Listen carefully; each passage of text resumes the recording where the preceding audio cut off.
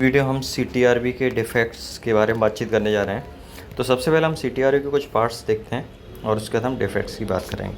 तो यहाँ पे आप पार्ट्स देख सकते हैं। इसका जो सबसे सेंटर वाला पार्ट होता है इसको हम कप बोलते हैं, इसमें भी डिफ़ेक्ट आ सकता है।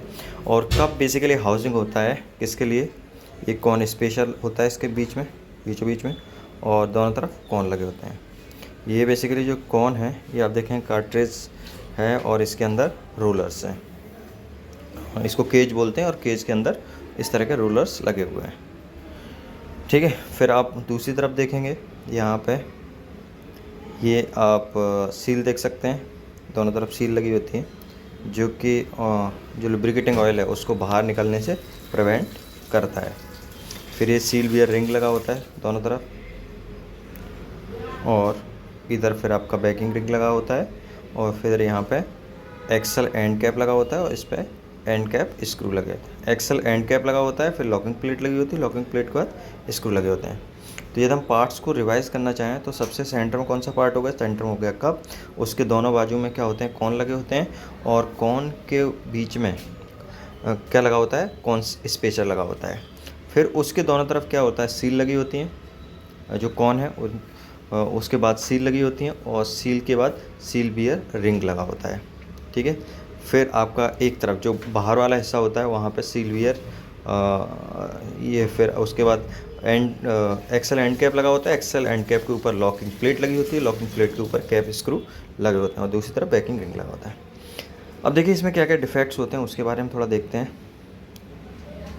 इसमें जो डिफेक्ट्स होते हैं उनके बारे में देखते हैं। तो सबसे पहला डिफेक्ट आपका ब्रोकन और डैमेज कप। ठीक है, तो यहाँ पे आप लिखा हुआ देख सकते हैं, और ये कप कैसे डैमेज होता है वो भी इसमें इंडिकेट किया गया है। अब इसके क्या क्या डिस्क्रिप्शन है।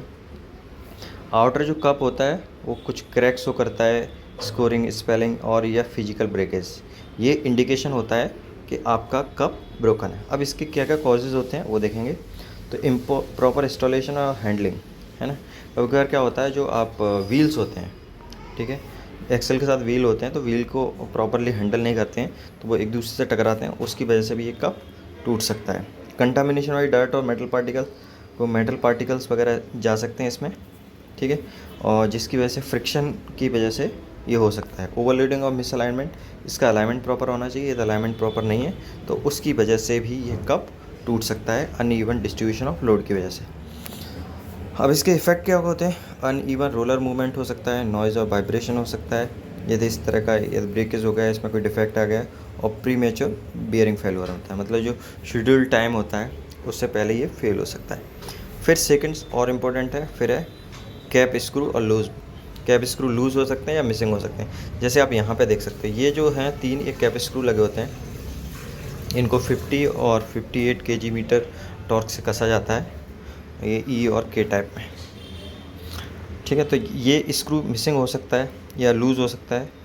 तो क्यों हो सकता है, ये देखो, फास्टनर सिक्योरिंग, अब यहाँ पे लिखा हुआ है फास्टर सिक्योरिंग द बियरिंग और hub assembly become loose.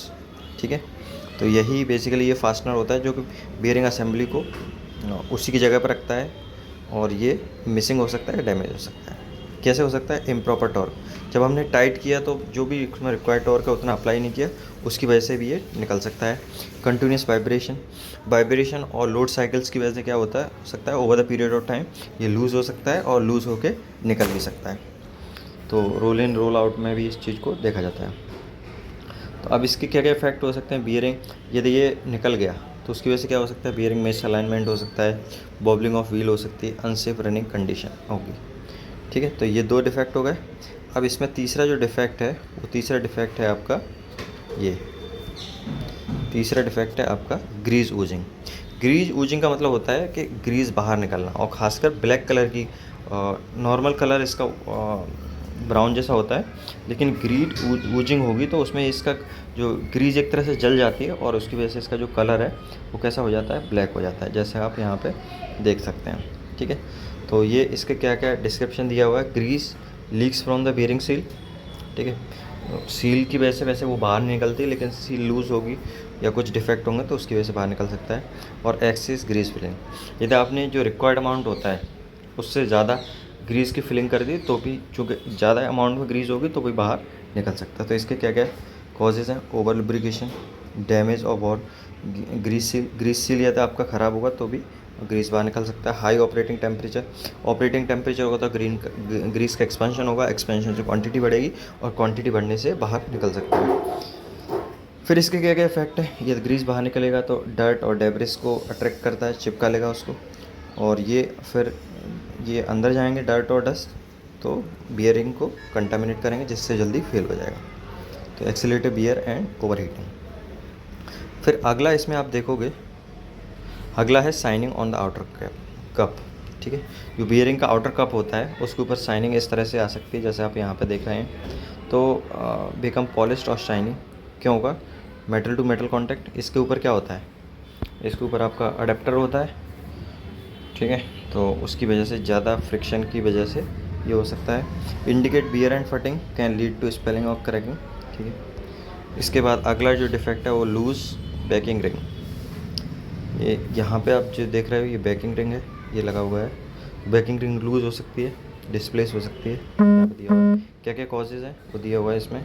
Improper installation, beer और डिफॉर्मेशन, एक्सियल और रेडियल प्ले, ये इसके इफेक्ट हो सकते हैं। एक्सियल और रेडियल प्ले का मतलब होता है गैप क्लियरेंस।